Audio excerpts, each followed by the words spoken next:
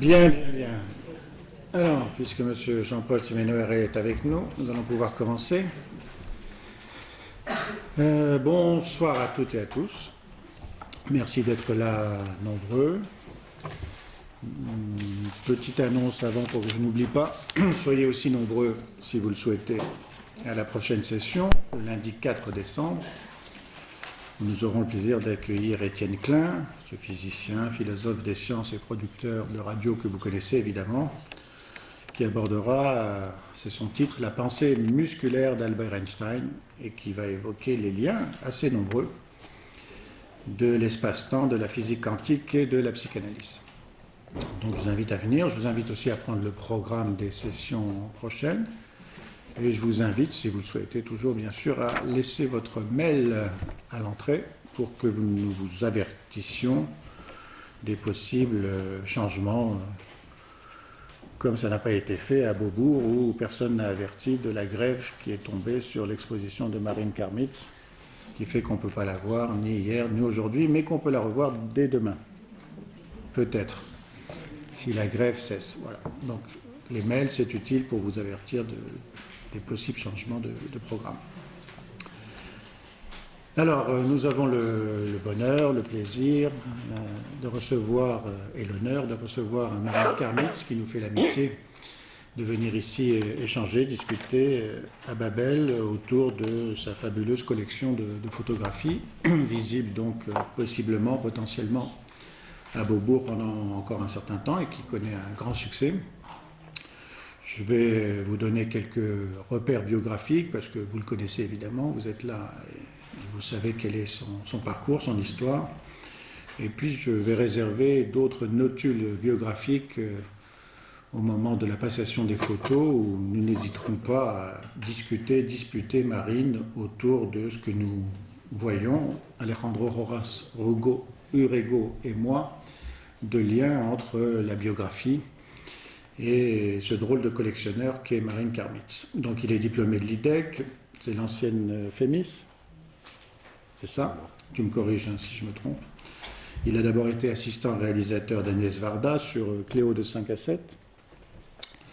Vous pouvez voir rue Boulard, pas très loin d'ici, en descendant, une très jolie fresque à côté de là où habitait Agnès Varda et qui montre Cléo de 5 à 7, un fabuleux film. Il a été ensuite l'assistant de Jean-Luc Godard sur La Paresse. Exact. Voilà. Et puis ensuite, il a été un réalisateur à part entière, avec en particulier un compagnonnage avec Beckett, avec Fin de partie. Non, comédie. Bon, merci de me corriger, oui.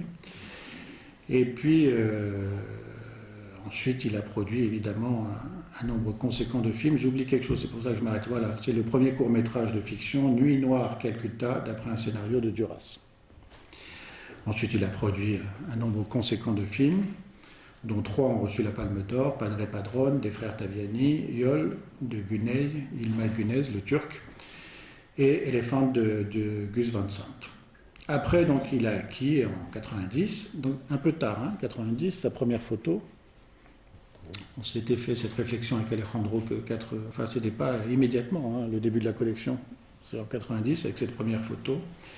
Et puis donc il dévoile ses photos maintenant à Beaubourg. Bon. Il a été nommé président de l'association de l'Institut pour la photographie des Hauts-de-France. Voilà. Il y a plein d'autres choses, mais qu'on va évoquer progressivement lors de la passation des photos.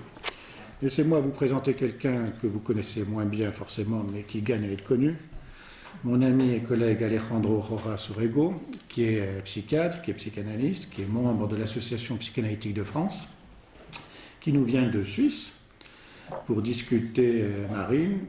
Vous verrez probablement très vite pourquoi j'ai choisi s'il puisse être le discutant, du fait d'un certain nombre d'affinités, si ce n'est une certaine consanguinité affective entre Alejandro et Marine autour de la question de la nostalgie, de la mélancolie, du noir et blanc. Vous verrez ça assez rapidement.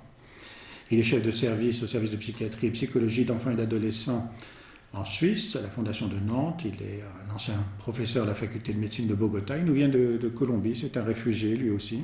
C'est un résident étranger, lui aussi. Mais il a ses papiers, hein, il a les papiers suisses. Il vient de les avoir après 20 ans de galère. Il est membre formateur de la Société psychanalytique colombienne et de la Société suisse de psychanalyse. Il a eu de nombreux prix, il a publié 2 livres, Le phénomène de la rencontre et la psychopathologie au PUF, et un livre coécrit avec moi autour de la vie et l'œuvre de André Green. Je vous invite à trouver 2-3 publications, je ne vais pas toutes les citer, mais certaines qui traitent du sujet d'aujourd'hui, c'est-à-dire la question du corps, la question de la sensorialité, la question de la mélancolie. À fleur de peau, vous pouvez trouver ce très joli texte dans le livre La grande histoire et la petite sous la direction de Jacques André dans la petite collection bleue au PUF. Et puis Rêve, rêverie, littérature dans un livre qui s'appelle Un territoire à explorer. Et puis enfin La hantise de l'oubli qui vient de paraître dans la revue Le présent de la psychanalyse. Tout ça est sur le site de Babylone, psychanalyse et littérature. Vous pouvez trouver ces références. Voilà pour une présentation succincte. Et nous allons donner la parole, en le remerciant à nouveau, à Marine, qui va faire une petite introduction. Et puis ensuite, nous allons passer les photos et nous allons les discuter. Avant de vous donner la parole, nous ne l'oublierons pas en fin de session. Marine, merci beaucoup et c'est à toi. Merci. Merci à vous d'être là. Avant de vous expliquer un peu d'où vient cette passion pour la photographie, je voulais vous donner une épigraphe. On vient de découvrir que c'est un mot féminin, on ne savait pas, ni l'un ni l'autre. Et je trouvais que c'était bien, avant une conférence, de faire une épigraphe. Vous savez, c'est les petites phrases qu'on met au début des bouquins, en espérant que le bouquin sera digne de l'épigraphe. Alors là, voilà. Visage et discours sont liés. Le visage parle. Il parle en ceci que c'est lui qui rend possible et commence tout discours. C'est une épigraphe de Lévinas. Et je saute un peu, je continue. Le tu ne tueras point est la première parole du visage. Or, c'est un ordre. Voilà, donc c'était juste pour donner un peu le sens à cette discussion, à ce dialogue entre nous, et aussi aux raisons profondes de cette exposition. Je suis venu à la photo très tardivement. J'y suis venu professionnellement très jeune, en étant à l'école de cinéma où j'étais des opérateurs, et où nous faisions des photos. Donc j'ai appris à faire de la photo en professionnel, c'est-à-dire les mains dans le papier, le tirage, le développement, etc. Je me suis rendu compte assez vite que je n'étais pas un bon photographe en voyant travailler un de mes amis de l'école qui s'appelle Johan van der Keuken, et dont vous allez voir des photos tout à l'heure, puisque c'est lui, c'est un grand photographe.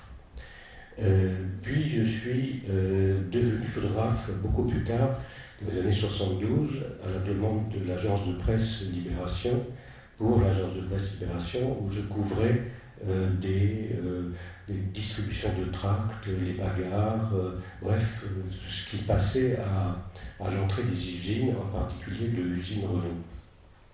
Et je me suis rendu compte assez vite que la présence du photographe transformait ces luttes en pugilat, et amenait une violence qui était surajoutée à une violence qui était déjà réelle. Et donc je me suis beaucoup posé la question justement du rôle du photographe et du journaliste dans le cadre de ces luttes. C'était devenu tellement violent que on se fait casser nos appareils, on allait à l'hôpital, etc. Et je devais couvrir une distribution de tracts à la sortie de l'usine Renault. Et ce jour-là, je sortais un film en salle qui s'appelle Coup pour coup, qui est l'histoire d'une grève de femmes qui ne supportent plus leurs conditions de travail et qui occupent leur usine, séquestrent leur patron et font vivre aux patrons ce qu'elles-mêmes vivent toute la journée dans leur usine. Et j'ai demandé qu'on envoie quelqu'un pour me remplacer. Et on a envoyé un très jeune garçon de 17 ans qui s'appelle Christophe Chinel. Et j'ai demandé qu'on le protège. Effectivement, il y a un jeune ouvrier qui a été désigné pour le protéger. Et ce jeune ouvrier a été tué par un garde de l'usine. Ce jeune ouvrier s'appelle Pierre Auvernet. Et à la suite de cette mort, j'ai décidé d'arrêter de faire de la photo. J'ai rangé mon appareil, j'ai rangé définitivement, et j'ai eu une relation plutôt de détestation à l'égard de la photo, car elle pouvait aussi causer la mort.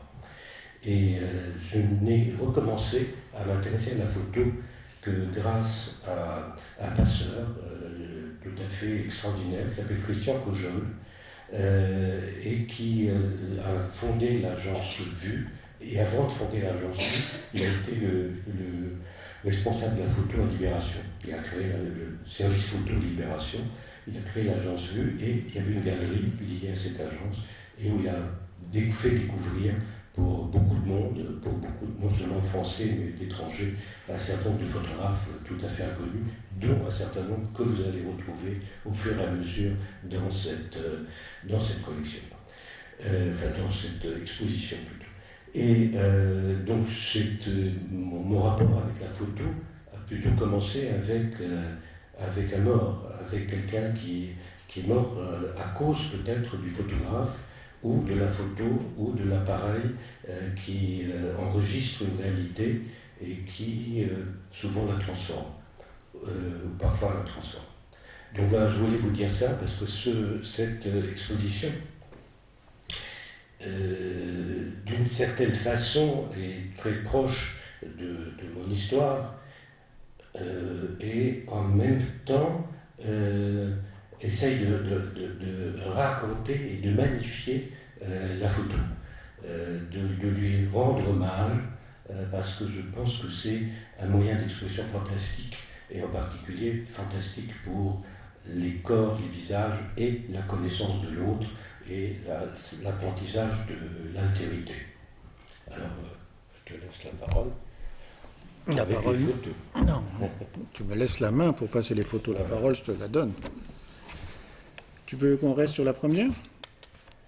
La première photo, c'est une photo justement de mes découvertes, des découvertes que j'ai eues grâce à Christian Kojol, qui s'appelle Strömholm.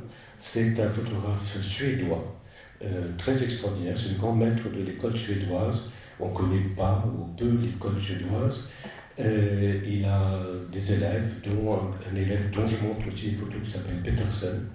Et il a, entre autres, fait en 1950 un reportage assez magnifique par sa générosité, par son empathie à l'égard des travestis de la Place Blanche. Ce reportage s'appelle La Place Blanche, et c'est un reportage qui a eu beaucoup d'influence sur une photographe qui s'appelle Nan Goldin, et qui est maintenant très, très reconnue, photographe américaine. Et alors, qu'est-ce que c'est que cette provocation de choisir comme première photo pour annoncer une exposition le visage d'un homme qui met sa main devant son visage pour qu'on ne le voit pas? C'est une exposition de photos où il y aurait des choses à ne pas voir? En fait, c'est une exposition où il y a des choses à voir, surtout à découvrir, mais à aller chercher derrière la main qui oppose ce refus. C'est aussi une demande réelle de participation des spectateurs, des voyeurs, à ce qui se cache derrière. Il y a quelque chose toujours de caché dans les photos que moi j'essaye de montrer. Je pense que ça permet peut-être de libérer la parole. C'est la parole dont Lévinas parlait tout à l'heure. Oui, Alex? Non, moi, j'avais été très, très interpellé justement par cette photo. Je me demandais, cette main noire, on se demandait avec Maurice, ça correspondait à quoi dans l'histoire de la photo. Je cherchais partout des informations sur lui et j'ai trouvé sur la place Blanche, mais pas sur l'Espagne. Ça correspond à quoi? Cette photo, Oui. je ne sais pas. Honnêtement, je ne sais pas du tout. Et d'une certaine façon, ça m'est relativement égal. Ouais. C'est-à-dire que ce qui m'intéresse, c'est les questions qu'elle pose. C'est-à-dire que justement qu'elle pose une question, c'est où, quoi, comment, qui est-ce, etc. Je crois que c'est la permanence de la nécessité de la photo. Alors si on se laisse aller, moi j'ai le sentiment c'est que c'est Daniel Cohn-Bendit qui est derrière et qui a son regard crâneur. Alors, Tu prends Daniel Cohn-Bendit, il est ailleurs. Il est sur une photo d'ailleurs qu'on surnomme entre nous Dany, et qui m'a suivi partout, enfin, qui a fait toutes les expositions que j'ai pu faire, et qui est, je crois qu'elle est dans le lot des photos, elle est un peu plus tard, et c'est l'image d'un jeune ouvrier, d'un jeune mineur, tout noir, tout visage tout noir, et qui est d'une incroyable, comment dire, il transmet pour moi le goût de vivre, le besoin de narguer la société, de narguer les autres et de montrer une violence révolutionnaire particulière. Comme le petit mineur qui est la photo de ton exposition à la Maison Rouge, qui a ce petit regard crâneur aussi et plein de vie, il me semble. Mais il est là-dedans. Il est dedans, on va le voir. Il est dans la collection. Il est dans la scène. Alors, comme je l'avais dit, on va faire 2-3 apartés sur des éléments biographiques que je n'ai pas cités. Donc, le fond de l'air est rouge, Romain Goupil, Dany Cohn-Bendit, Marine Karmitz, les jeunesses révolutionnaires. C'est quoi cette histoire? Alors, mon histoire est pas tout à fait la même que celle de Romain Goupil qui est présent dans cette salle, mais il se trouve que depuis 40 ans, enfin depuis plus, je ne sais pas, 50 ans, on ne se quitte pas, donc ça veut finir par faire une histoire commune. Mon histoire, c'est d'abord les jeunesses communistes au lycée, grâce à un professeur de philosophie, et qui m'a fait découvrir le marxisme avec un livre de Sartre qui est Les chemins de la liberté. J'ai heureusement été d'ailleurs viré par la cellule des profs parce que j'étais trop agité et que je menais des luttes trop vives contre la guerre d'Algérie, en 56 à peu près, 55, et j'ai été viré de l'activité communiste par ses profs. Et 68, ça m'a permis de retrouver mon adolescence. C'est-à-dire j'ai retrouvé une chaleur, une fraternité, un plaisir, une joie, des idées. J'ai fait avec Claude Chabrol et Godard, on a fait un projet complètement fou aux États généraux du cinéma, c'est-à-dire un cinéma gratuit, ce qui a bloqué tout le monde, puisque évidemment, vous ne pouvez plus faire grand-chose après ça. Et quelques temps après, j'ai pu produire le film de Romain qui s'appelle Mourir à 30 ans, vous avez peut-être vu. Il y a un film formidable, qui est quasiment le seul film sur mai 68, enfin vu de l'intérieur. Et puis après, voilà, nous sommes pas quittés. Et je retrouve Romain qui, en ce moment, fait un film sur cette exposition. Très bien, donc ton premier chapitre, c'est les premiers visages, et tu as choisi cette photo. Alors, c'est un photographe très peu connu, qui s'appelle Witkiewicz, un photographe polonais. Mais il n'est pas seulement photographe, il est écrivain de théâtre, philosophe, historien, cosaque.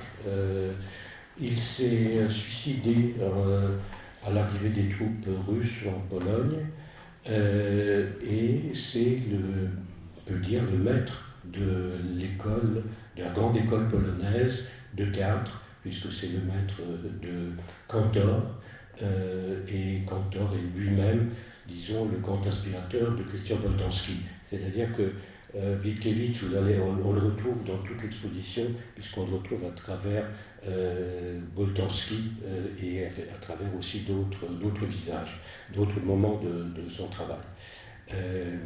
J'étais très heureux d'ailleurs d'offrir l'ensemble de Witkiewicz à Beaubourg, dans la mesure où aucun musée, sauf le MoMA, je crois, et le Met à New York, ont quelques photos de Witkiewicz. Sinon, les photos de Witkiewicz sont très rares et elles ne sont qu'en Pologne.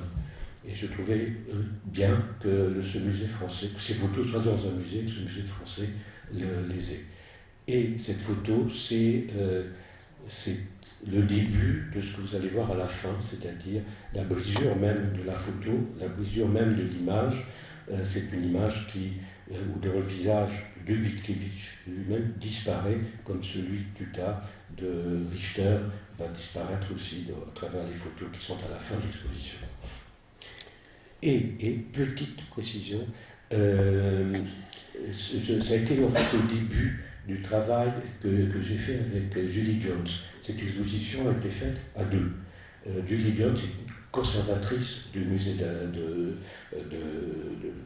Pompidou, conservatrice photo, et c'est elle qui m'a proposé cette exposition, et je l'ai connue quand j'ai fait mon exposition à la Maison Rouge. L'exposition de la Maison Rouge s'appelait Étrangers résidents.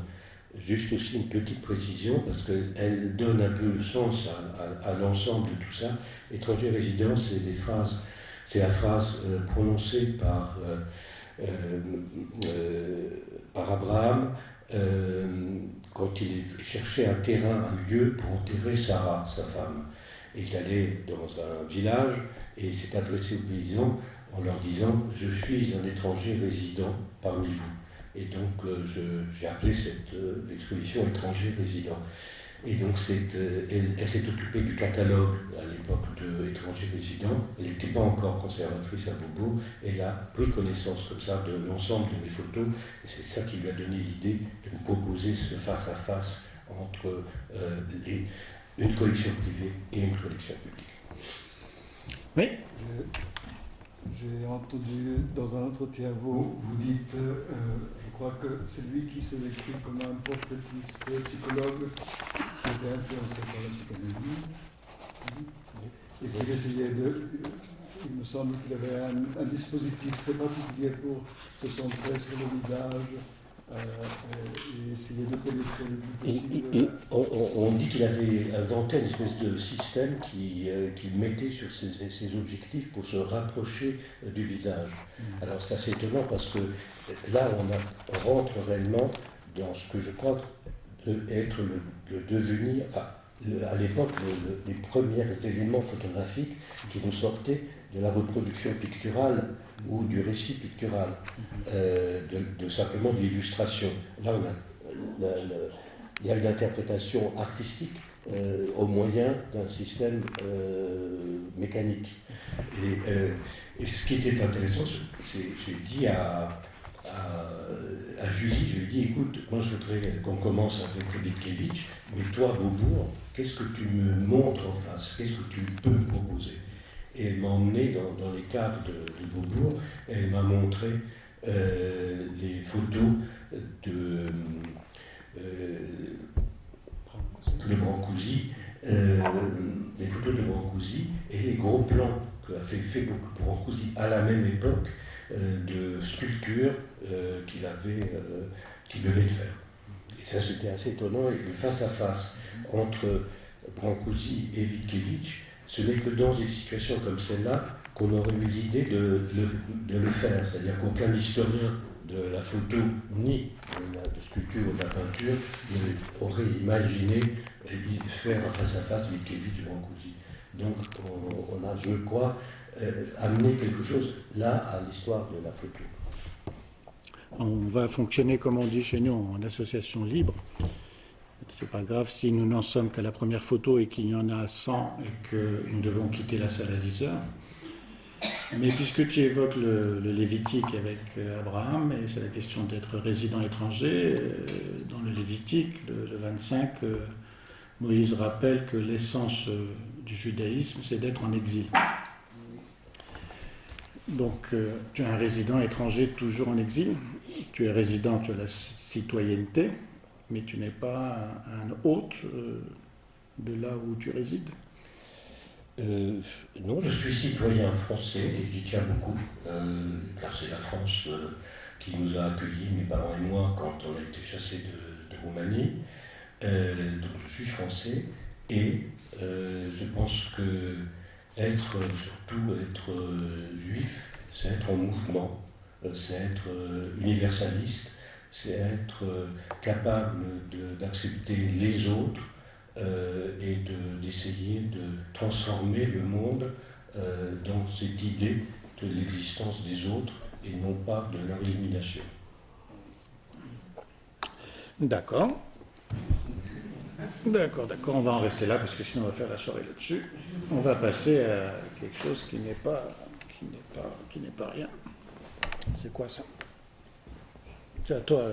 Ah oui, ça c'est justement c'est Brancusi, c'est la réponse de Brancusi à Witkiewicz.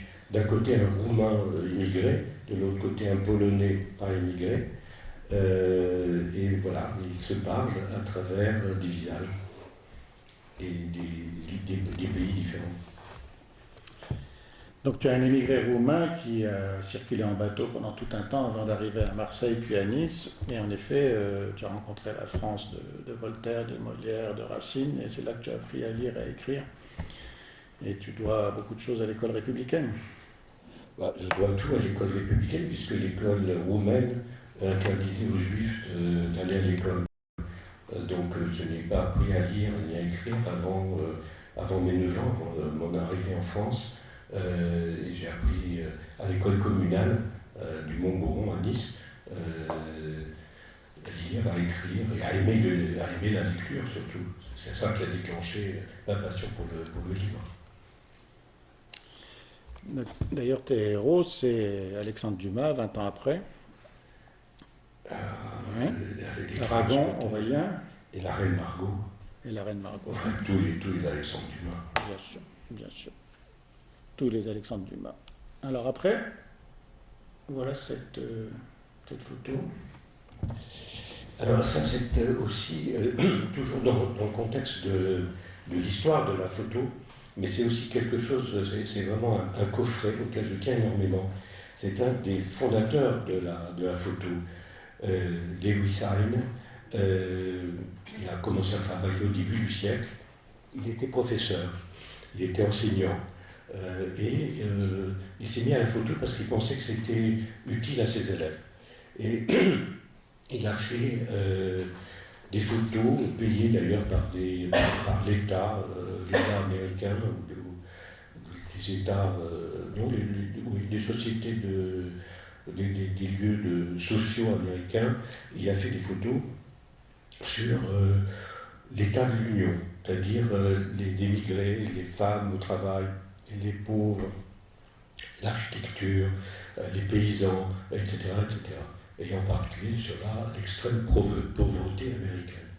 Et il se baladait avec ce coffret, un coffret comme celui-là, où il y a à peu près 200 et quelques photos, et il allait de ville en ville faire des conférences sur l'état de l'Union. Et pour moi, c'est d'abord c'est des photos absolument admirables, c'est vraiment grandiose, son regard, la tendresse de son regard à l'égard de ces gens. Et c'est surtout aussi une façon de penser l'art, de penser la culture en mouvement. C'est-à-dire non pas de faire venir les gens dans les institutions, mais d'aller là où sont les gens. Donc d'inverser cette situation qui malheureusement, celle des institutions qui font venir les gens chez eux, est quasiment la seule que l'on connaisse actuellement dans le monde. Donc c'est pour ça que j'ai inventé d'ailleurs, quand j'étais en fonction il y a quelque temps, le Pompidou mobile. Absolument. Que M. Hollande a arrêté. Ouais. Mais que Sarkozy avait financé. Bon, Comme quoi, tout est possible. Hein. Ça, c'est bien. Claude Simon. Alors, c'est une découverte Beaubourg. C'était là où le dialogue était formidable, et formidable avec Julie. Je ne savais pas que Claude Simon était photographe. Moi, j'avais connu Claude Simon avec Samuel Beckett. Et c'était le seul écrivain du nouveau roman que Samuel Beckett appréciait. Les autres ne pouvaient pas les voir. Entre autres, Rob Goyer, il ne pouvait absolument pas le supporter. Mais par contre, Claude Simon, il trouvait ça très bien. Donc il parlait souvent de Claude Simon, et j'ai connu, autour des éditions de Minuit, j'ai connu Claude Simon par Sam. Oui, prix Nobel de littérature. Formidable. Ouais, n'est-ce pas? Prix Nobel de littérature, oui. Peut-être que dans le catalogue, j'ai trouvé une très belle phrase que vous trouvez qui dit que la photographie permet de garder une trace de ce qui n'avait encore jamais été et ne sera plus jamais. En fait, la photographie, elle fige une réalité et la tue. Ce n'est plus réel. Un personnage vivant, tout à coup, la photographie le transforme en image, en mort. Mais en transformant en mort, il lui redonne vie, puisqu'il garde son existence et nous permet d'être témoins de cette existence et nous permet qu'il puisse rentrer dans notre mémoire. Donc il redevient vivant. Éternel et éphémère. Voilà la première. Le fameux Dany. Alors, l'autre jour, petite anecdote, grâce à Romain, on prend un verre avec Dany, et je lui dis, écoute, j'ai une photo qui te ressemble, etc. Je pense souvent à toi grâce à cette photo. Romain la lui montre, et Dany me dit, ah oui, c'est moi. Oui, on pourrait dire aussi que c'est vous, non?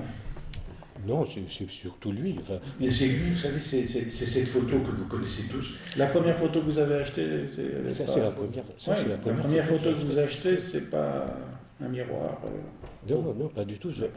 C'est la révolte. C'est Dany qui face. Il y a deux policiers qui de dos et Dany qui leur sourit avec un sourire absolument incroyable. Et cette photo m'a toujours fait penser à ça. J'ai fait une affiche à partir de cette photo d'une affaire de femme où il y a Isabelle Huppert de face et deux policiers de dos qui elle est avec un visage beaucoup moins rayonnant que celui de Dany parce qu'elle est condamnée à mort et elle va mourir. Sur la question de l'avortement. Sur la question de l'avortement. Écoutez, moi je crois que c'est vous. Hein. Mais bon, vous ne prenez pas. Alors, ça, c'est une photo de Johan van der Keuken, le fameux dont je vous parlais tout à l'heure. Ce merveilleux photographe hollandais qui est arrivé à l'IDEC. Il était déjà très connu. Il avait fait un bouquin qu'il avait rendu célèbre parce que ça avait fait scandale. Il avait juste photographié ses petites copines, quoi. Et c'est un documentariste, un des plus grands documentaristes mondiaux. Il faut que je vous conseille, si vous pouvez voir Il y a eu une exposition de Johan van der Keuken au Jeu de Paume il n'y a pas très longtemps, qui n'était pas bonne d'ailleurs. Et ces photos, c'est celles qu'il m'a données, et je les avais au-dessus de mon lit quand j'étais adolescent et étudiant à l'école du cinéma. Donc j'ai remis des choses très intimes. Et celui qui a fait le livre Nous avons 17 ans, oui, qui exactement, l'adolescence. Exactement, tout à fait. L'adolescence, c'est quoi? C'est l'équilibre de l'inachevé, c'est le mouvement perpétuel, c'est la grâce creusée de violences nouvelles, c'est quoi? C'est 20 ans avant 20 ans après Honnêtement, je ne sais pas. Je pense qu'il y a autant d'adolescence que d'adolescents. C'est-à-dire qu'il n'y a pas une adolescence, il y a je pense, des gens qui souffrent. C'est-à-dire que j'ai toujours, en tout cas mon adolescence, été souffreteuse, si on peut dire. il n'y a pas, je ne sais pas s'il y a des adolescents heureux. Si, ils peuvent avoir autour d'eux des moments de bonheur et être entourés de choses satisfaisantes. Mais un adolescent heureux, je m'en méfie. D'accord. Ah. C'est un photographe absolument merveilleux, très peu connu, qui s'appelle Roman Vichniak. Roman Vichniak est d'origine, il est né en Russie, et ses parents sont retournés en Allemagne, et dans les années 37-38, il s'est rendu compte que les communautés juives d'Europe de l'Est allaient être massacrées. Donc, une espèce de prémonition d'intelligence artistique incroyable. En tant que juif, il n'avait pas le droit de faire des photos, les juifs n'avaient pas le droit de photographier, il ne pouvait pas avoir des pellicules, il fallait donner ses papiers d'identité pour avoir des pellicules, et donc il était obligé d'avoir des faux papiers truqués, de faire acheter ses pellicules par d'autres, et il est allé photographier toutes ces communautés, ces shtetl, comme on les appelle, d'Europe de l'Est. Là, c'est une image de shtetl, moi qui me touche énormément parce qu'en fait, il y a l'essentiel du judaïsme, c'est-à-dire l'étude, et l'étude à travers 3 générations, les tout jeunes, l'homme, le père, disons, et le grand-père. Et ça, c'est pour moi une image extrêmement précise de ce qu'est le judaïsme et de ce que doit être le judaïsme, c'est-à-dire l'étude. Donc il y a beaucoup de photos de shtetl. Bon, ta collection est le manifeste de vouloir témoigner que l'oubli de l'extermination ne doit pas participer à l'oubli.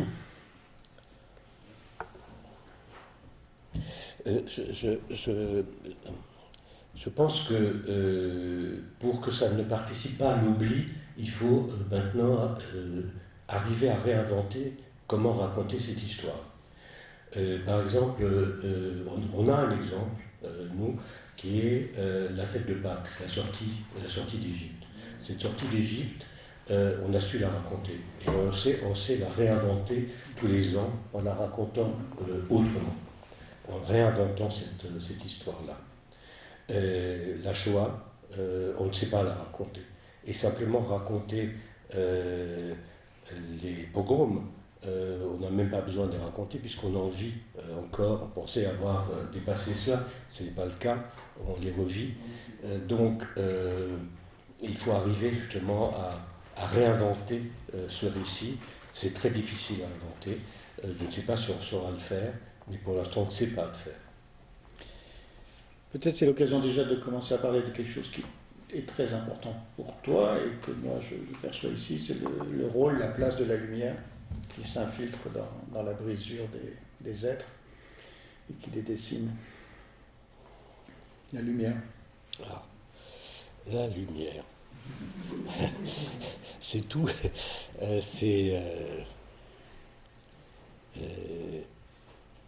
Ça fait partie de la création du monde. Donc, que dire la lumière, je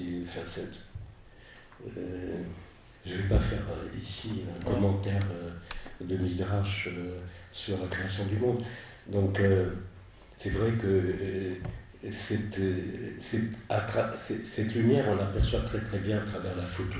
Qu'est-ce qui est, pour moi, absolument exceptionnel et unique dans la photo, c'est cette image du millième de seconde. C'est-à-dire cette possibilité de raconter en une image 50 histoires, 100 histoires, 1000 histoires. Le cinéma, c'est 24 images pour une seconde. Une seconde, c'est rien du tout. Vous ne la voyez même pas. Et donc,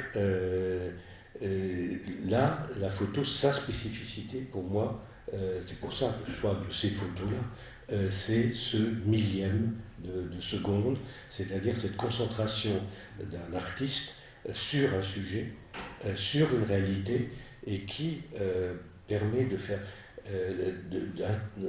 d'amener dans ce sujet, par son cadrage, par la lumière, par son choix d'espace, sa mise en espace, une infinité d'interprétations possibles.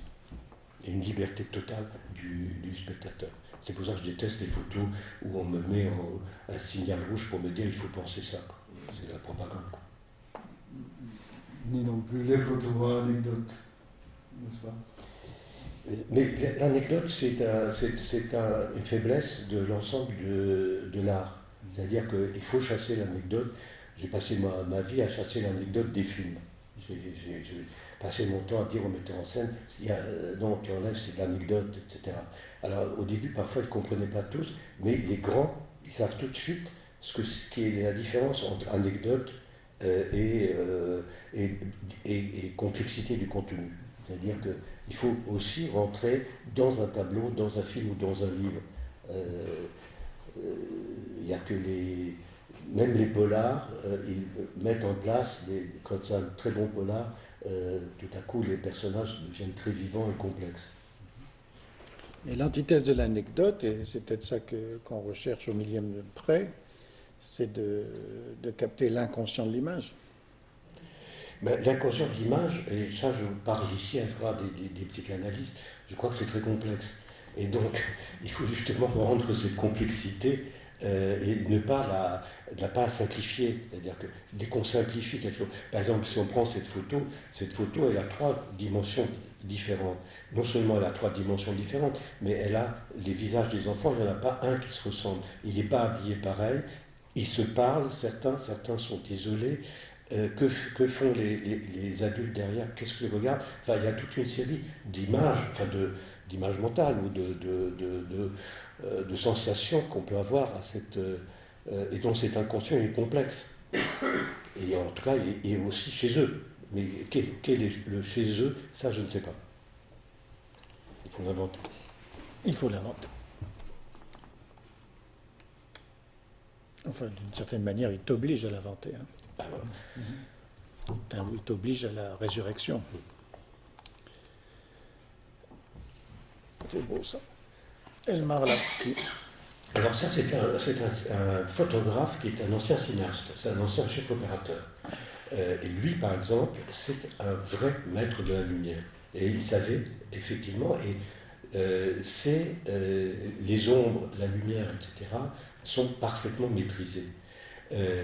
Il a arrêté, il était allemand, en tant que juif, il a quitté l'Allemagne, est allé en Israël, et là, il a fait des photos sur l'ensemble des communautés qui vivaient en Israël.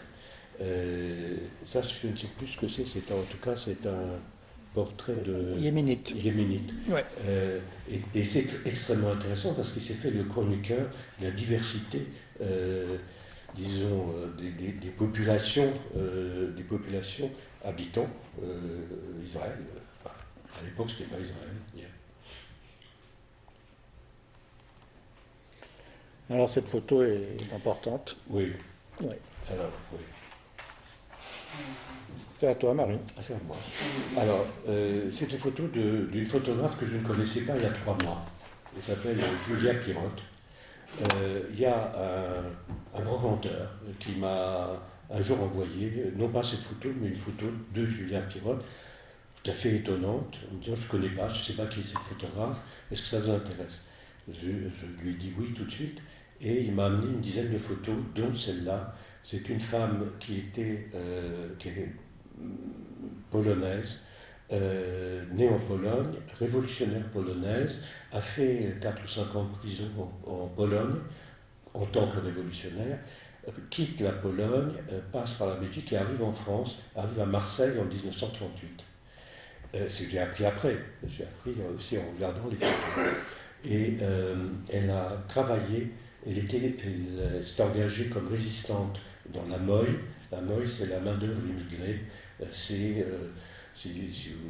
Pour la situer, c'est quelque chose d'extrêmement important, que les gens connaissent extrêmement mal. C'est un mouvement de résistance juif et aussi étranger qui a rassemblé des Arméniens, des Espagnols, des Juifs. Son chef, Manouchian, a été panthéonisé là, ces derniers temps, et c'est l'affiche rouge, ce qu'on appelle l'affiche rouge, c'est-à-dire les morts du Mont Valérien. Donc elle était dans la Moye à Marseille, Moye FTP, c'était lié à au FTP, et c'est la photo de sa sœur. Et là, je crois qu'il faut lire c'était là derrière, parce que derrière cette photo, il y avait une légende. Donc je ne sais pas si la légende est là-dessus, sinon elle est dans le livre. Oui. Ça, je crois que ça vaut la peine que je vous la lise, c'est très important, donc je vous la lise. Hop, on va essayer de trouver. Ah voilà, voilà. Ah, voilà. Ah, ben, merci beaucoup. Alors, voilà ce qu'elle a dit. Ce qu'elle dit.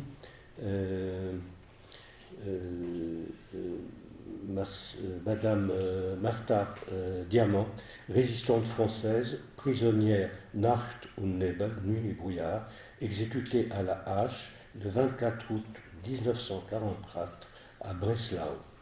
Voilà, ça c'est derrière cette photo. Donc on a enlevé une photo pour pouvoir mettre cette photo qui me touche évidemment infiniment. Alors, l'inconnu de la scène, Man Ray. Il semble que tu l'as chez toi, ça. Oui. Ah oui. Au-dessus Je ne de... quitte pas ça. Alors, qu'est-ce que c'est? Pardon? Vous voyez rien, là? Ah, voilà. Là, ça marche. L'inconnu de la scène. Quand j'avais 15 ans, j'ai découvert un livre extraordinaire que je vous conseille à tous. C'est Aurélien d'Aragon, Louis Aragon. C'est vraiment un livre magnifique. Et il s'agit d'histoire d'amour entre Aurélien et une femme qui s'appelle Bérénice. Et il se trouve qu'Aurélien a au-dessus de son lit un masque qu'il a trouvé par hasard chez un marchand de plâtre près de l'Odéon, la rue Médicis. Et il vit avec ce plâtre jusqu'au jour où il se rend compte que en fait ce plâtre c'est le visage de Bérénice et il le casse. Et je fais un résumé extrêmement succinct. Je suis désolé de réduire cet admirable livre à si peu de choses, mais j'ai cherché ce masque et j'ai trouvé chez ce marchand de plâtre qui existait encore il n'y a pas très longtemps, cette noyée de la Seine. J'ai perdu le plâtre dans les déménagements, puis quelques années plus tard, j'ai retrouvé ce plâtre en vente aux enchères. Ils ne savaient pas ce qu'ils vendaient, les commissaires-priseurs, et j'ai donc acheté ce plâtre. Donc c'est un plâtre de Man Ray où il a transformé, il a rajouté ce triangle et il a peint le plâtre. Le plâtre est sinon blanc. Et ce plâtre a inspiré une trentaine d'artistes, jusqu'à Céline, qui a fait une pièce de théâtre autour de ce théâtre. Mais vraiment, il fascine les gens. On raconte que c'est une noyée trouvée sur le bord de la Seine, amenée à l'école de médecine, et les carabins ont fait un moulage tellement ils la trouvaient belle. Et donc, voilà, c'est ça l'histoire de la noyée de la Seine. Et il se trouve que, je le dis à Julie, j'aimerais bien montrer la noyée de la Seine, parce que j'ai toujours montré dans toutes les expos, comme là, c'est comme le Dany, quoi, c'est une autre histoire, quoi. Et Julie m'a sorti des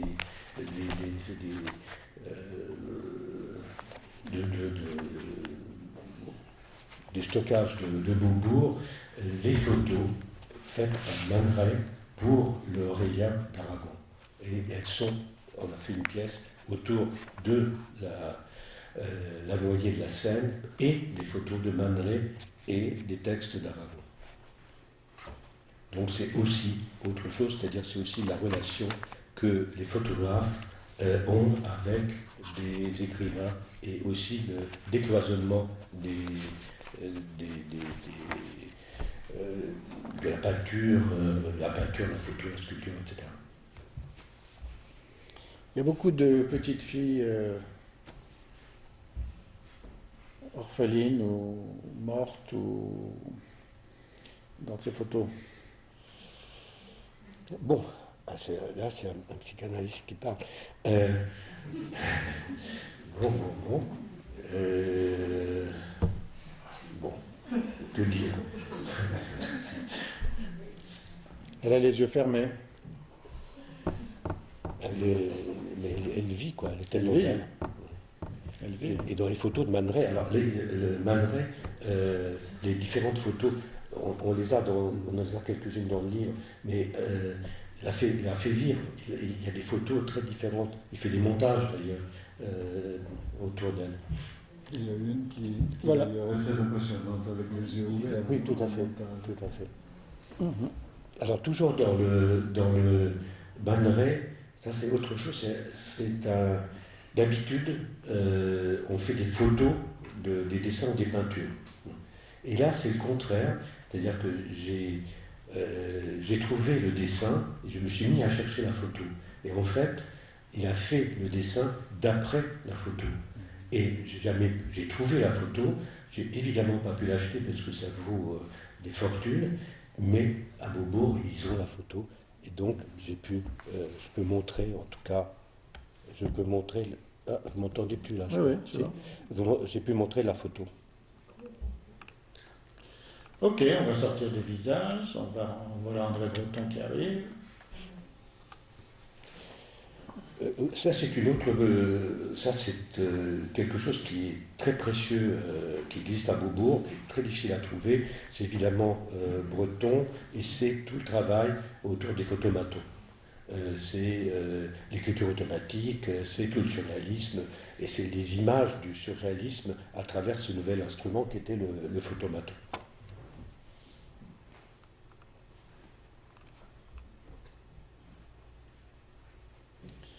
Regardez, il va peut-être se passer quelque chose.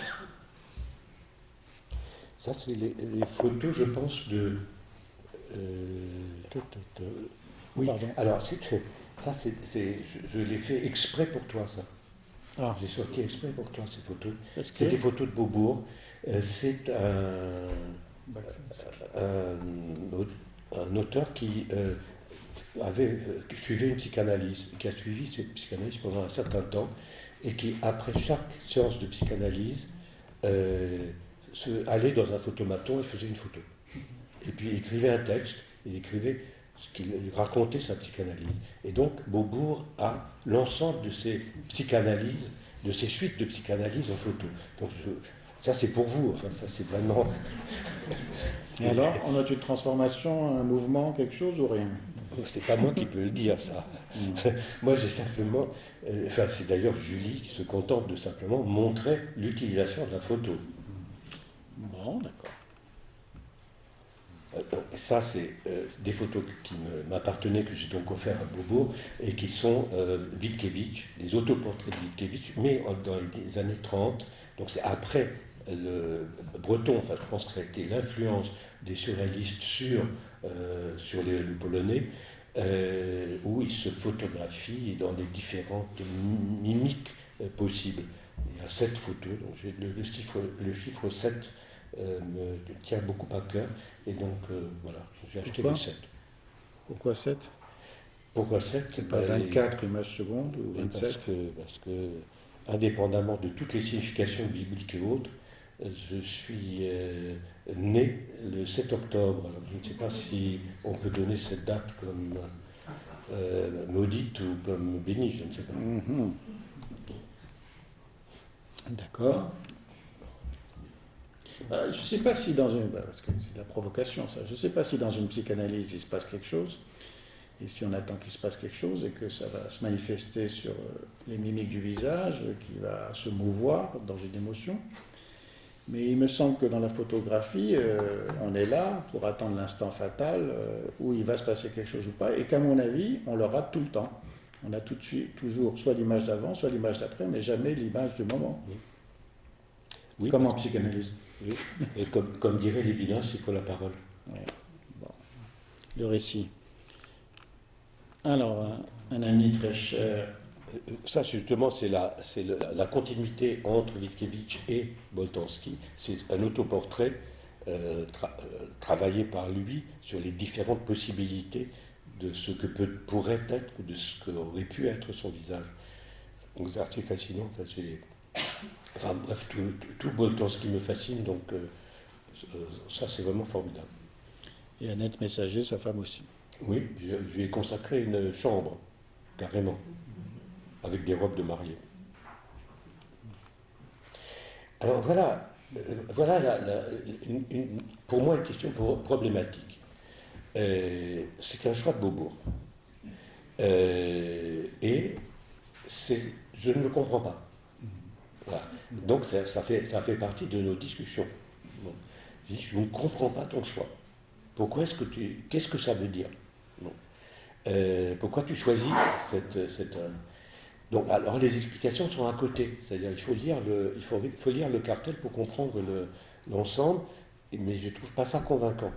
Et donc, je voulais aussi vous le montrer parce qu'il y a aussi dans cette exposition ce débat-là, cette idée-là que justement des photos qui montrent trop finissent par ne plus rien dire, par ne plus parler, par être réduites au silence. C'est le cas pour moi de ce garçon, ma foi, très sympathique, mais qui ne m'inspire rien du tout. C'est-à-dire qu'il ne me fait pas rêver du tout. Donc je ne sais pas, peut-être que ça fait rêver des gens, mais moi pas. Voilà. Donc voilà, je ne comprends pas le fond rouge, je ne comprends pas la dimension très grande. C'est des grandes photos. Hein. Voilà. J'ai quelques autres exemples de ce genre. Il y a aussi les exemples de Beaubourg avec les photos de Man Ray. Il y a aussi des photos admirables sorties par Beaubourg. Autre exemple d'une photo dont je ne comprends pas le sens non plus. Donc c'est aussi pour montrer que ce débat, il a existé entre nous. Et par contre, ces photos ont du sens pour d'autres gens. Hein. C'est-à-dire que moi, je ne comprends pas, mais d'autres comprennent. Il y a déjà l'arrivée de la couleur que tu n'as pas l'air d'apprécier.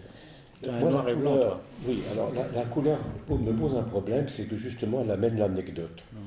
Elle renforce justement le réalisme, et donc elle enlève... le rouge, c'est du rouge, et elle enlève du rêve. Sur le noir et blanc, même sur ces photos, on peut quand même laisser l'imagination flotter un peu. Vous avez dit tout à l'heure que ça vous fait rêver.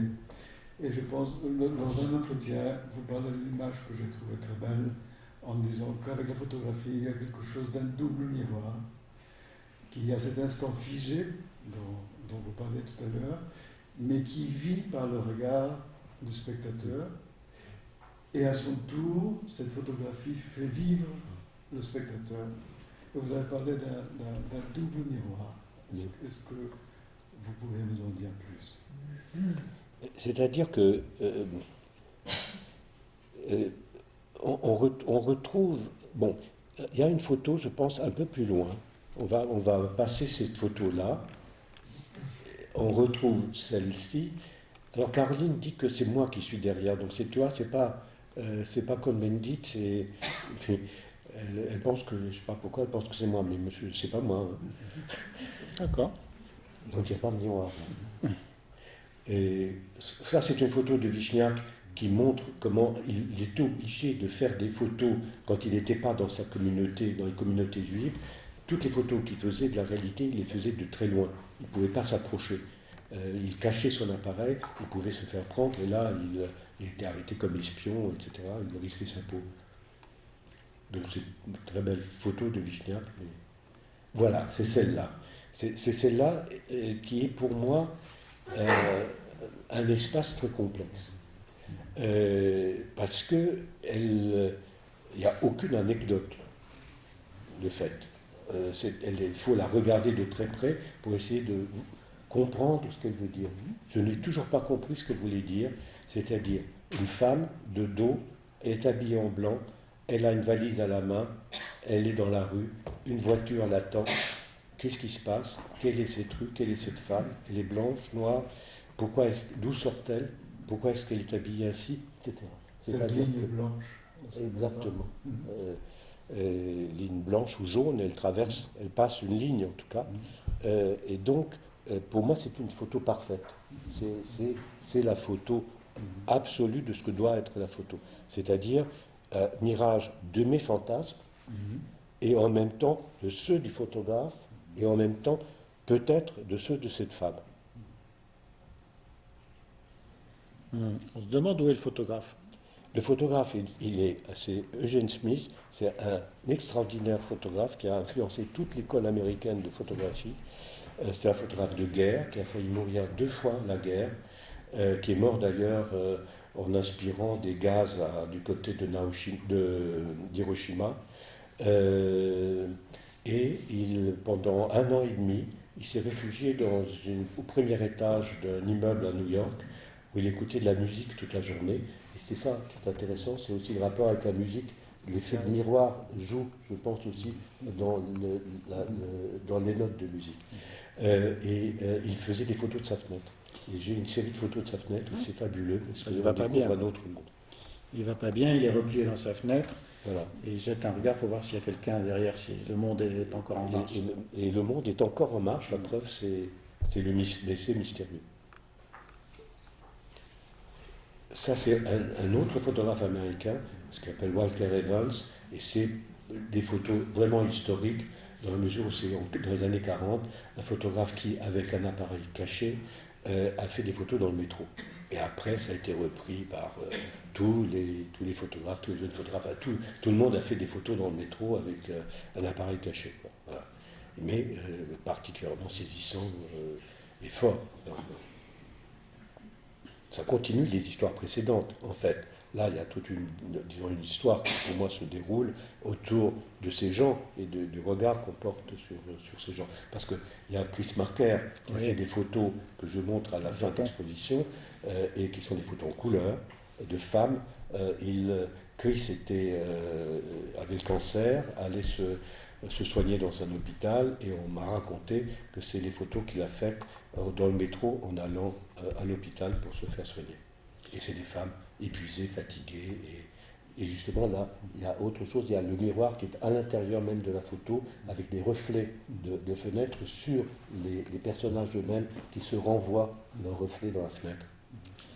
Mais dans Sans Soleil, quand Chris Marker est dans le métro du japonais et qui filme les Japonais fatigués dans le métro, il associe dans le montage avec ce que projette la télévision japonaise, c'est-à-dire des horreurs pornographiques et des obscénités destructrices. C'est-à-dire qu'il, comme toi, il est attiré par la fraternité de ces hommes et il imagine ce à quoi il rêve, ce à quoi il pense, ces hommes exténués. Ouais. Alors Chris Marker et toi? Chris Marker, je l'ai connu avec Alain René, mais très peu. Je ne l'ai pas connu avec Agnès Varda parce qu'il était aussi proche d'Agnès. Et j'ai montré systématiquement dans les quelques expositions que j'ai faites. Il ne m'a jamais laissé un mot, je ne l'ai jamais vu. Et il savait que je montrais systématiquement son travail. Et c'est un artiste incroyable. Est-ce que, comme lui, tu es hanté par une image d'enfance? Par l'image d'enfance? Dans La Jetée, il a l'air d'être hanté par une image d'enfance après laquelle il court. Est-ce que tu es hanté par une image d'enfance que tu n'arrives pas à recapter, malgré toute ta collection? Je pense, oui. Je pense, mais effectivement, elle échappe. Elle échappe tout le temps. Mais elle est plus présente que d'autres, oui.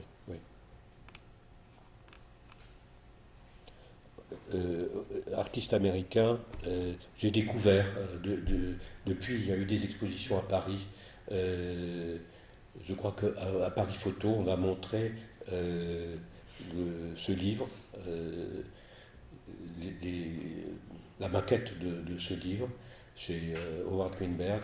Il s'appelle Dead Is, et c'est l'extraordinaire, comment dire, solitude, étrangeté, violence, mystère de ce couple. Est-ce que c'est un couple d'ailleurs? J'en sais rien. Je sais pas, on ne sait pas s'ils s'unissent ou ils se défont. Mais c'est ça qui est intéressant, c'est qu'on ne sait pas. Léo Levinstein, un peu plus tard, un peu plus des années 60, 80, artiste magnifique, là aussi, vraiment au cœur de ces personnages. c'est une proximité incroyable avec les visages et les corps.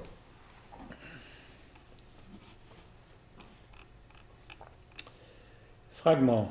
Muybridge. Notre ami Muybridge. Mais ça, c'est un Muybridge très particulier, parce que les Muybridge qu'on connaît, ce sont les hommes en mouvement. C'est-à-dire, c'est lui qui a été le premier, oui, avec un Français, qui a montré le mouvement à partir de la photo. Et là, c'est la main. C'est très... Ah, pardon. Près du micro, pardon. Ah, oui. Ouais. Il a des faiblesses de temps. Ah, voilà. Là, c'est bien. Alors, c'est pour introduire le reste des corps, des fragments qu'on montre. Tu as un Francis Bacon chez toi? Malheureusement pas, non. Parce que le mouvement, Muybridge, Bacon, la filiation est... Alors, Tara, Krajnak. On ne voit pas bien. C'est aussi Beaubourg. C'est Beaubourg, donc on va passer. Ah. Non, il y a des très belles photos, heureusement qu'ils sont là. Bon, ça c'est Dorothée Lange. Pour moi, ces gens me fascinent. Et là, est-ce que quelqu'un peut dire ce que ça peut être? Je ne sais pas. Est-ce que qu'est-ce qui s'est passé avec cette femme? Quel âge a-t-elle? D'où sort-elle? Est-ce qu'elle a eu des coups? Qu'est-ce qui s'est passé? Est-ce que c'est la misère qui a filé ses bas? Est-ce que c'est des chocs? Enfin bref, il y a 150 histoires autour de cette jambe. Elle dit plus sur une femme que si elle avait son visage. Donc c'est nous qui amenons les mots pour parler du corps. Là, on voit vraiment que c'est par nos mots qu'on peut essayer de dire quelque chose ou de se taire. Et simplement savourer le mystère de ces jambes. Donc c'est une rencontre corporelle avec le corps de la photo. Et oui, bien sûr. Bien sûr. Parce que ce corps-là permet l'altérité. C'est en fait, pour moi, dès le départ, c'était lutter contre la violence. J'ai toujours, alors quand je m'occupais de cinéma, tout fait pour dénoncer l'utilisation de la violence en tant que spectacle, en tant que plaisir qu'on prend à regarder des gens se faire tuer, se faire massacrer, etc. L'exemple le plus funeste, c'est Pulp Fiction, pour moi. On voit des crânes éclater, des gens, des spectateurs rire dans la salle. Et je pense que maintenant c'est largement répandu avec les séries, avec les films, c'est devenu absolument incroyable, d'une violence extrême, et je pense que s'habituer, banaliser à ce point la violence, le non-respect des corps, c'est ce qu'on voit actuellement, c'est-à-dire l'horreur absolue. Et donc, c'est montrer des corps qu'il faut aimer et respecter. Et donc, c'est le contraire d'image de violence, même si certaines sont violentes et sont d'un autre type de violence. Ce n'est pas la violence qu'on met en cause, c'est l'utilisation de cette violence pour tuer ou massacrer. Moi, je pense que c'est un des points forts. Il m'est arrivé quelque chose de particulier en regardant l'exposition, c'est que j'ai l'impression qu'on arrive à trouver un fil rouge dans votre collection qui est exposée. Ça m'a été beaucoup plus difficile avec la collection du musée. Et j'ai l'impression que dans cette ligne rouge, il y a quelque chose d'une préoccupation éthique à laquelle je suis particulièrement sensible, qui consisterait quelque part à non pas nier la violence, parce qu'elle est très présente, de la même façon que la douleur est très présente tout au long de l'exposition, mais c'est comme si ça laissait plus de résister contre la violence des images créées par la violence et proposer des images qui supposent un travail de cette violence. Je ne sais pas si c'est... Vous seriez d'accord avec ça? C'est plus que d'accord. Je suis très heureux. Merci d'avoir vu cela, parce que c'est effectivement le fond, c'est un des éléments fondamentaux de cette exposition pour moi. Et c'était intéressant pour moi de le faire dans ce contexte-là, du public-privé. C'est vrai que ma préoccupation ne peut pas être la même que celle d'une institution publique. Elle a d'autres devoirs, elle a d'autres responsabilités.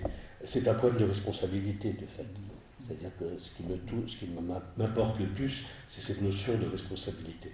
Et donc, c'est la responsabilité face à l'image.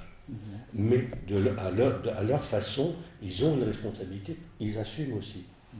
C'est-à-dire de liberté d'expression, de montrer toutes les tendances, d'expliquer l'histoire, de transmettre des éléments de cette histoire, etc.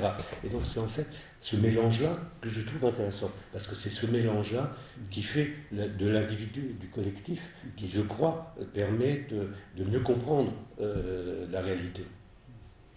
Oui, mais tu nous invites pas simplement à percevoir l'image, tu nous invites quasiment à devoir reconnaître de tout notre corps le corps de l'autre. Et c'est quand même un peu lourd à porter le corps des Châtel, le corps de la Noyée, le corps de la vieillesse, le corps de... Hein? Eh oui. Mais c'est beau. Bien sûr. C'est beau encore. Je ne sais pas, je crois que j'ai des photos après où le très gros plan du corps montre l'épiderme. Et c'est formidable. Hiroshima. Ça, c'est Stromholm. Pardon, c'est... Oui, Christophe Stromholm. Stromholm. C'est Stromholm, oui, mais c'est ça. Stromholm. Bon. Mais rien ne nous dit que c'est Hiroshima, si ce n'est le titre de l'œuvre. C'est ça qui est formidable. C'est que c'est aussi quelqu'un qui peut être notre parente, notre mère ou quelqu'un de proche à l'hôpital. Enfin, je veux dire, je pense que vous avez tous eu affaire à ce geste-là dans votre pratique quotidienne.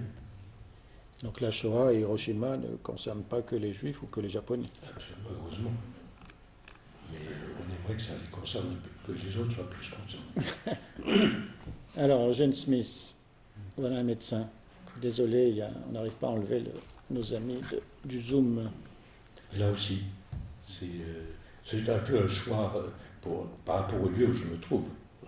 Donc c'est un hommage à votre métier. Annette Messager. Oui, alors Annette Messager, vous la connaissez, je pense, tous. C'est une énorme artiste.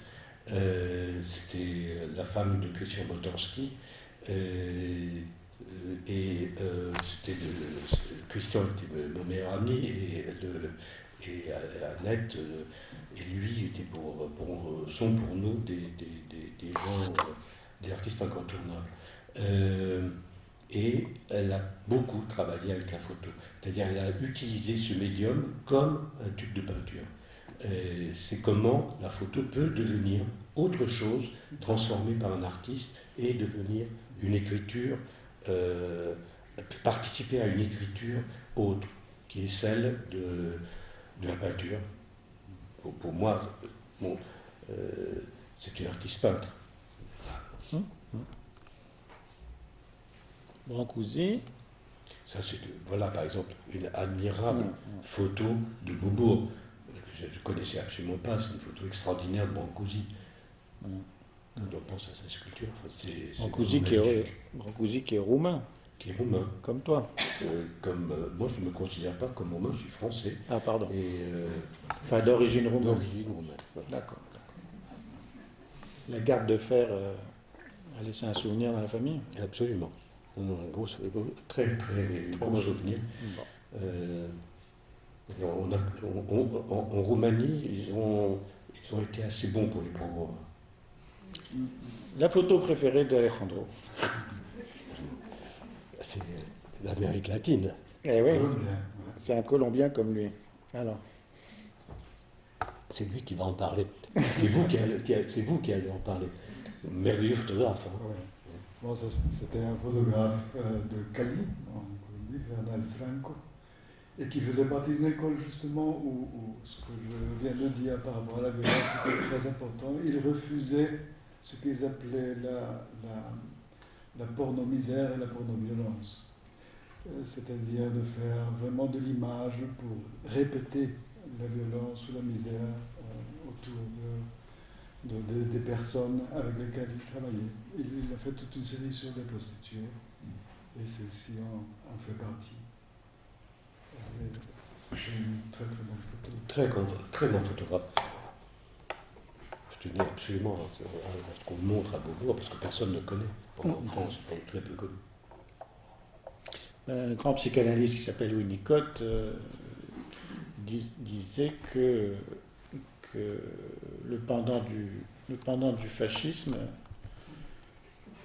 était la sentimentalité. Qu'il fallait faire attention à la sentimentalité autant qu'au fascisme destructeur. Voilà un pli, un nombril. Alors, en fait, je ne sais pas qui est cette photographe. Il y a peu de choses que je sais d'elle. Je sais qu'elle a fait 5 photos de gros plans comme ça, j'en ai trouvé que 3. Et je ne sais pas où sont les 2 autres. Et c'est une photographe allemande, réfugiée en France et mise dans un camp de concentration pour juifs allemands par les Français, dans le midi de la France. Je ne sais pas ce qu'elle est devenue, je ne sais rien. Tu la cherches. Voilà. Oui, il y a des gens qui doivent. Je pense qu'en Allemagne, on doit quand même avoir des traces. Ouais, il faut qu'une trace perdure. Ça ou l'éther. C'est beau ça. Disons qu'il faut qu'on accélère si tu veux. Oui. Là, on n'en est qu'au chapitre 3, donc on va accélérer. Hein. On va voir s'il reste. Hein. Si jamais il commence à partir, on accélère. Mais tu me dis si tu veux que je passe plus vite. Non, c'est pour. Ils doivent commencer à s'ennuyer. Je sais pas, vous vous ennuyez là? Non, ils n'ont pas l'air. Non, alors ça va. Mais... Bon. Ça c'est un. Ackerman. Ça, il y a une photo, il y a une exposition de Michael Ackerman en ce moment à Paris, boulevard Raspail, dans une galerie qui s'appelle Camera Oscura, chambre obscure, je crois. Et c'est un extraordinaire photographe. C'est pour moi, parmi les jeunes photographes, il a facilement la cinquantaine, c'est le plus grand photographe qui est. Vous allez voir, enfin allez-y, c'est formidable. C'est un photographe qui a travaillé beaucoup autour. J'ai connu grâce à Christian Cogin. C'était le marchand de Michael Ackerman. Et il a travaillé autour d'un jeune garçon qui était musicien, un orchestre, dans un quartier. Et ce jeune garçon a attrapé le sida. Et donc c'est toute l'histoire en fait aussi du sida. Là c'est un autoportrait de lui. Enfin bref, il faut que vous le découvriez. Puisque tu évoques la chambre obscure, dans la chambre claire de Roland Barthes, Roland Barthes nous montre une trentaine de photos pour à la fin décrire une photo qu'il ne nous montre pas, qui est une photo de sa famille. Il n'y a aucune photo de ta famille ou de toi? Non, parce que j'ai essayé de montrer les photos d'artistes, c'est-à-dire des photos qui transforment la réalité et qui ne la montrent pas, qui la transforment à partir d'une situation, d'un visage, c'est la transformation de ce visage qui m'intéresse. Et les photos que j'ai, ce n'est que des photos de famille, ce n'est que des photos qui montrent la réalité. D'accord. Qui sont liées aux souvenirs, qui sont liées à une personne. C'est pour ça que moi, je n'ai jamais voulu acheter de photos. Il y a beaucoup de gens qui collectionnent des photos anonymes ou des photos... alors, si dans ces photos anonymes, il y a une interprétation de la réalité, oui, là, ça m'intéresse. J'en ai quelques-unes comme ça, mais sinon, ça ne m'intéresse pas du tout. Et c'est rentrer dans la vie des gens, et ça, c'est une autre chose. Sans leur accord, ça me gêne vraiment. Moi, j'ai le sentiment que toutes ces photos que tu as chez toi, au-dessus de ton lit et dans ton bureau, c'est des photos de famille. C'est devenu pour moi des photos de famille. C'est parce que elles seront éventuellement, pour mes enfants, s'ils veulent les garder, des photos de famille. Mais, parce que je me suis approprié leur présence. Mais c'est comme un tableau, c'est un tableau de famille, une musique de famille. Une musique de famille, un livre de famille, une photo de famille, c'est une parenté retrouvée. Ouais. Mais avec un inconnu. D'accord. Voilà Jane Smith et voilà notre ami Ingrid. Douglas Gordon. Douglas Gordon. Intérieur. Ça, c'est ce fameux élève de Stroman, qui a fait Leibniz. C'est ce Petersen qui a passé dans les années 70 un an et demi, je crois, dans ce café, à photographier les gens. Et c'est incroyable, quoi. Comment côtoyer leur présence, leur corps, l'a amené à les transformer. On a tous été dans des bistrots tard le soir, un peu bourrés, où on côtoyait des gens bourrés, etc. Ils sont pas beaux, ils sont même parfois gênants. C'est pas le corps. Et très curieusement, par exemple, pour moi, ce couple est transformé, transfiguré, disons, par le photographe, par l'empathie que le photographe a à leur égard.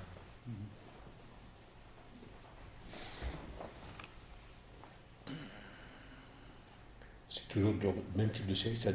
D'Agatha, il travaillait, il était très proche de Michael Ackerman. C'est les deux jeunes photographes, disons, reconnus mondialement et qui travaillent un peu de la même façon. D'Agatha est devenu artiste, c'est-à-dire passe vers l'écriture, vers des compositions d'ensemble, presque de tableaux. Et quant à Ackerman, il est resté dans le face à face avec la réalité. Ça, c'est les fameuses photos de la place blanche de Petersen. La photo de gauche, je craignais qu'elle soit censurée. Elle a été censurée. Il y a eu un hommage à Stroman, pardon. Il y a eu un hommage à Stroman et la photo au jeu de paume, cette photo-là a été censurée. Ils n'ont pas voulu la passer. Bon.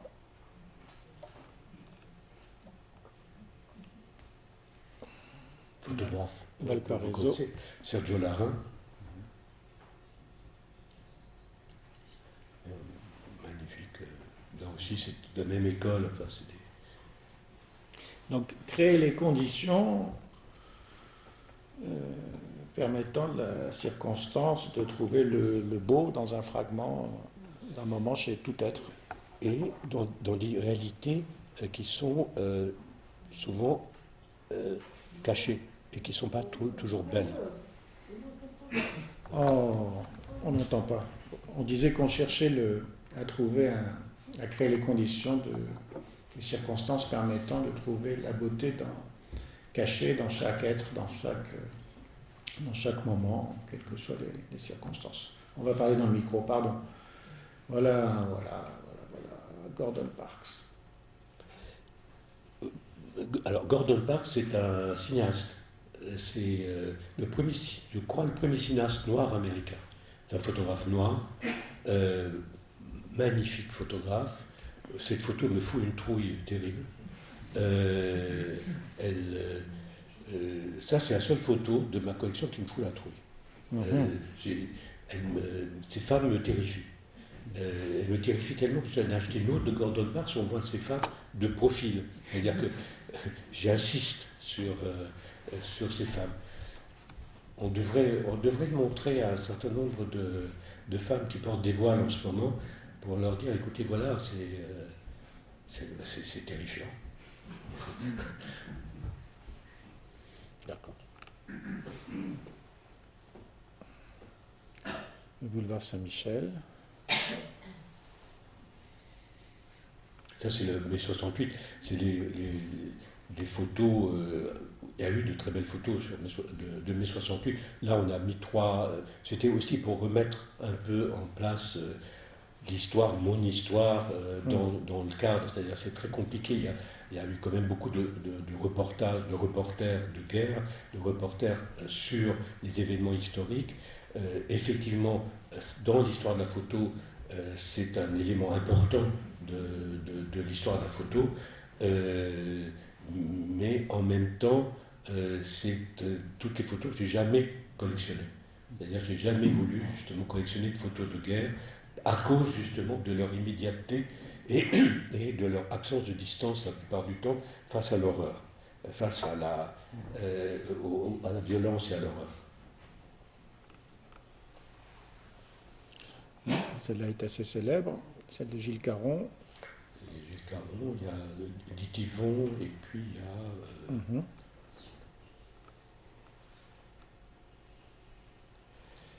Alors, là encore, c'est une photo qui moi, m'a laissé absolument perplexe.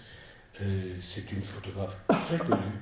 Vous avez dû voir des articles sur elle, dont je oublie toujours le nom d'ailleurs. Zanel Muoli. C'est une Sud-Africaine. Et c'est des photos de femmes devenues hommes. Et il faut l'explication pour le comprendre, pour moi, parce que je ne l'ai pas perçu ça spécialement, et je ne comprends pas ce que on veut essayer de me dire à travers ces photos.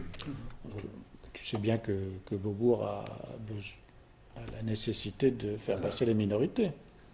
Oui, alors c'est justement le problème intéressant, important de l'institution et de la liberté d'expression. La question qui se pose, c'est est-ce qu'il ne faut pas aussi qu'il faut le talent pour que ces minorités, ou que la parole différente, s'exprime à travers une création qui ne soit pas simplement une illustration ou une reproduction.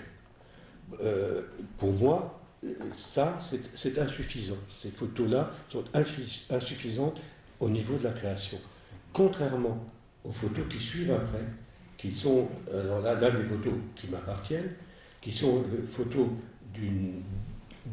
ce qui était à l'époque une photographe, qui est devenue un photographe, qui s'appelle Smith, et qui a un talent absolument fantastique. Et j'ai découvert, à l'époque, c'était une jeune femme qui fait terminer ses études. Il y a une série de photos, justement, de ces jeunes qui sont entre décors différents, enfin, vous pouvez en juger par vous-même sans que j'ai besoin de faire les commentaires, et avec un talent absolument fou. Et là, elle nous dit quelque chose par son talent, et pas par des explications du texte. Et il y a une autre photo d'elle qui appartient, dans Spectre, il y a une photo d'elle qui appartient à Beaubourg, dont j'ai aussi le double, qui est absolument magnifique. J'espère l'avoir mise dans l'ensemble. Là, alors, Spectre, donc, Spectre, c'est, comment dire, c'est un débat qui continue entre Julie et moi. Je pense, personnellement, que la multitude de photos qui existent actuellement, tout le monde, il y a des millions de photos faites tous les jours, finissent par tuer les photographes d'une part, et aussi la photo. C'est-à-dire que la multitude finit par banaliser l'ensemble et par lui enlever sa capacité d'exister en tant qu'individu, en tant que tel. Bon, c'est une thèse qui est tout à fait discutable. Donc je accepte tout à fait les discussions autour de cette thèse. Et dans cette dernière salle, c'est pour moi la disparition de la photo à travers le flou et la disparition physique du sujet. Je crois qu'on va voir aussi 2 ou 3 autres photos qui vont vous expliquer mon propos. Donc, Tenir haut la figure humaine, pas verser dans l'abstraction. Et là, on peut pas. En gros, on a l'impression d'un certain nombre de créateurs qui n'arrivent pas à faire autrement que de passer au flou. Alors ça, c'est aussi une photo de Smith, alors qu'il s'appelle plus Smith, il s'appelle Bogdan, quelque chose comme ça. J'oublie toujours son nom. Désolé, mais il ne faut jamais faire ça, mais je suis très perturbé par son changement de sexe, quoi. Et c'est des photos magnifiques, moi j'aime beaucoup. Donc par impression thermique. Là, c'est des empreintes thermiques de corps sur la pellicule ou sur des arbres ou sur des choses comme ça. C'est très compliqué, elle fait des choses vraiment incroyablement complexes. Donc l'engagement corporel, l'engagement sensoriel, l'émotion, pas le langage, pas le discours. Ouais. On va finir par rentrer dans la photo. Bon, j'espère. Alors là, c'est des photos de Chris Marker. Donc, la disparition du corps ou la transformation du corps dans son ombre et dans son reflet. Alors, une de cette femme-là, au moment de mon exposition à la Maison Rouge, il y a une femme qui est venue me voir, c'était elle, en me disant c'est moi en photo. J'ai pas pensé lui demander si je pouvais l'appeler, pour essayer de comprendre comment il avait fait. Elle ne s'était pas rendue compte de ça, la découverte. Elle s'est découverte. C'est sûr que c'était vraiment elle? Oui. Ah, oui. Non, parce que nous, on écrit de temps en temps des cas cliniques, on a beaucoup de gens qui viennent et qui se reconnaissent et que c'est pas eux. Non, ah oui, ça je comprends. D'accord.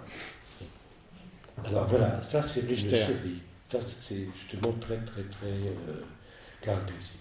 C'est une série d'un des plus grands plasticiens, peintres actuels qui s'appelle Richter. Il a fait une série de 6 photos. Une photo par jour, c'est écrit sur les photos. C'est un autoportrait. Là, au milieu des 6, il se photographie lui-même jusqu'à disparaître complètement. Le 6e jour, il disparaît. Et j'ai découvert en accrochant l'exposition qu'il avait numéroté de 2 à 7. Il n'avait pas commencé le premier jour. Donc il avait commencé 2, 3, 4, 5, 6, 7. Et il se trouve quand même que le 6e jour, c'est dans la Bible la création de l'homme. Et le 7e jour, c'est la disparition, si on peut dire, que c'est le repos. Et on peut, dans certains commentaires, on dit aussi que c'est une mort avant la mort qui prépare à la mort.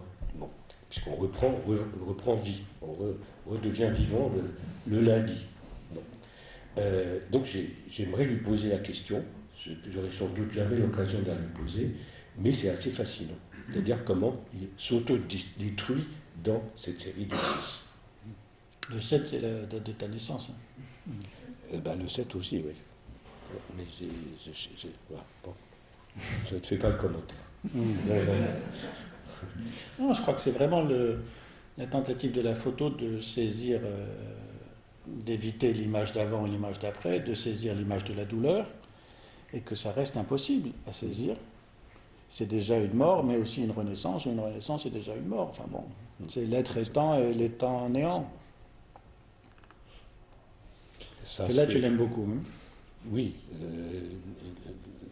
Elle a une histoire aussi. Elle a une histoire, elle a une dramatique histoire.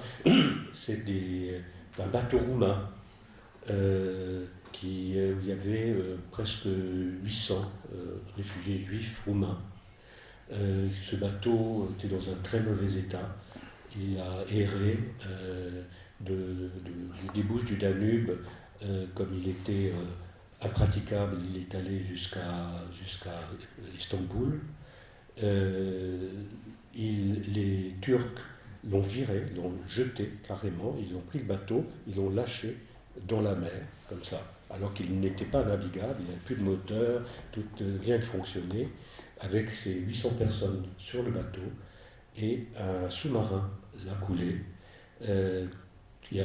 Tout le monde est mort, sauf une personne. Et là, c'est une œuvre de Christian Boltanski qui s'appelle La dernière valse, et il m'a toujours dit que c'était ce qui avait survécu à ce bateau, sauf ce survivant, j'ai vu des photos de ce survivant.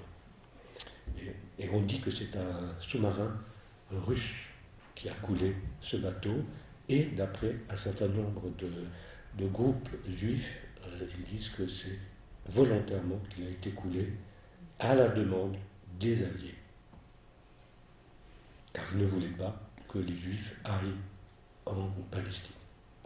Je ne sais pas, c'est une interprétation de l'histoire. Pourquoi c'est 2004 alors? Pourquoi c'est? La date marquée c'est 2004. Ah ben c'est l'œuvre de. Ah d'accord. C'est l'œuvre de Christian Boltanski. Et moi j'ai découvert très tardivement, je ne connaissais pas du tout cette œuvre, j'ai découvert au musée de Jérusalem où il y avait un hommage à Boltanski il y a 4-5 ans. Il me semble que tu as fait du bateau aussi, entre la Roumanie, Haïfa, Marseille, Nice, et qu'on n'a pas voulu que tu accostes. Naples.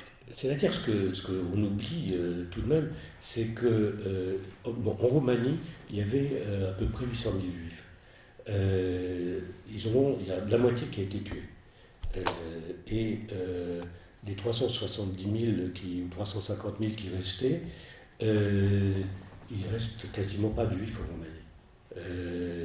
Ils sont partis. Ils sont partis. Et avec l'arrivée des troupes russes et des communistes, tout le monde a voulu quitter la Roumanie. Simplement, nous, on est partis en 1947, mais on ne pouvait descendre nulle part. C'est-à-dire que c'était l'année de l'Exodus, et aucun pays ne voulait des Juifs à l'époque. Donc on a essayé de descendre à Istanbul, donc je raconte l'histoire un peu plus tôt, en 1942-1943, de ce bateau. Nous, c'était en 1947, donc on n'a pas pu descendre à Istanbul, on n'a pas pu descendre à Haïfa, à Beyrouth, ensuite c'était à Haïfa, là les Anglais nous tiraient dessus, vraiment là ils tiraient à balles réelles, enfin c'était pas du tout une plaisanterie, ils ont tué un certain nombre de gens qui tentaient de descendre des bateaux, c'est la fameuse histoire d'Exodus, et puis on est allé à Naples. Les Américains nous ont laissé descendre du port de Naples, mais les Italiens ne voulaient pas de Juifs chez eux, et le seul pays qui nous a accueillis, c'est la France et Marseille. Et donc, je suis évidemment extrêmement reconnaissant, éternellement reconnaissant, parce que si je n'avais pas été accueilli à Marseille, peut-être que je ne pourrais pas vous montrer ces photos ce soir. Donc on n'aurait pas vu un psychiatre. Donc un psychiatre, je ne sais pas, mais un ami des psychanalystes et des psychiatres, oui. Non, je veux dire lui, là. Oui. Lui. Ah. Lui, c'est un grand psychiatre. Frantz Fanon, ouais. Oui. Mais c'est un Frantz Fanon en image artificielle. Oui. Donc c'est ça aussi la question qu'on peut se poser. C'est-à-dire, c'est une question. Est-ce qu'il est en vie? Est-ce que c'est Frantz Fanon? Ah. Qu'est-ce qui reste de Frantz Fanon dans l'image artificielle? Donc, là, tu n'es pas pour, là.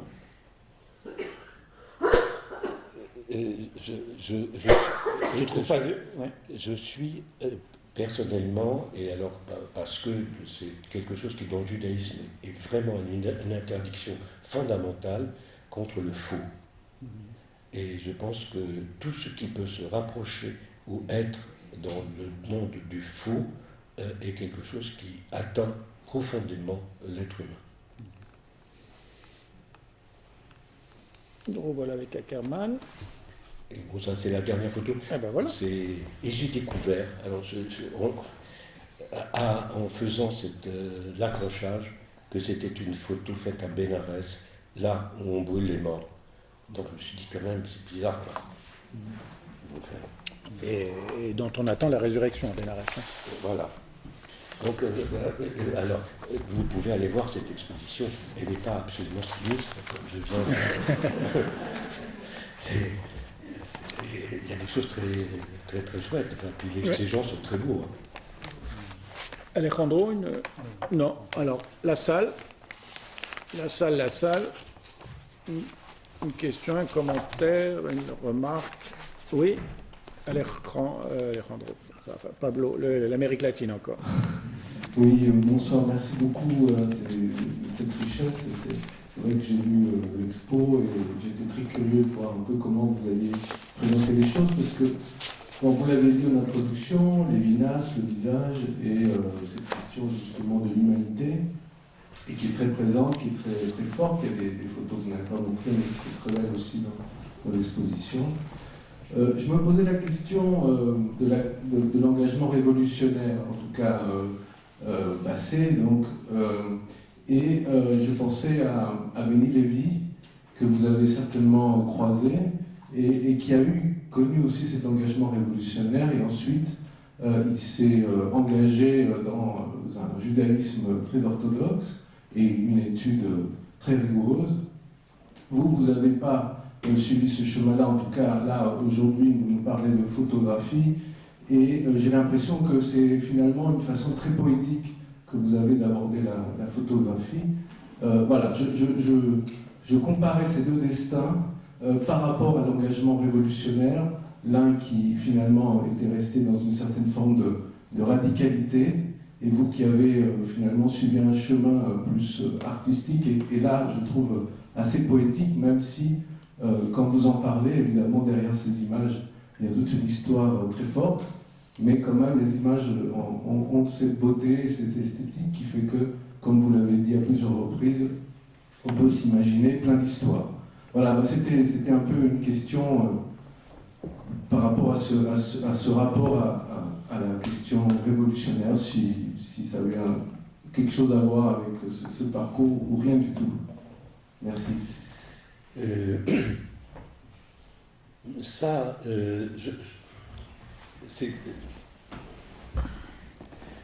Oui, bien sûr, ça a à voir. Ça a à voir dans la mesure où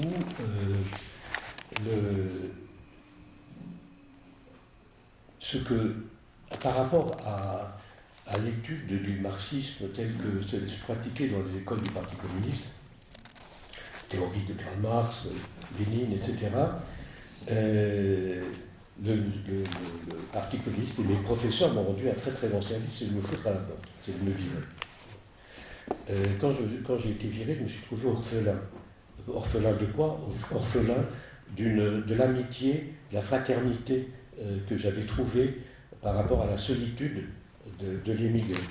C'est-à-dire qu'au parti, il y avait des camarades, réellement des camarades. Et donc, plus de camarades. Et j'ai une chance extraordinaire, c'est de rencontrer, grâce à un ami, les premiers cours d'études, première yeshiva qui essayait de reconstruire en France, qui ont essayé de reconstruire en France ce qui avait été détruit par la guerre, c'est-à-dire les maîtres qui avaient disparu, les élèves qui avaient aussi disparu, les élèves de ces maîtres qui avaient aussi disparu.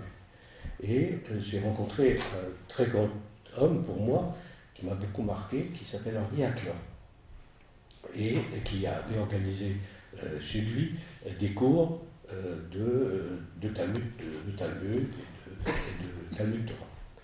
Il y avait Lévinas, où il y avait un certain nombre de gens qui ensuite, Elie Wiesel, etc. Enfin, c'était cette école renaissante du judaïsme français. Et là, j'ai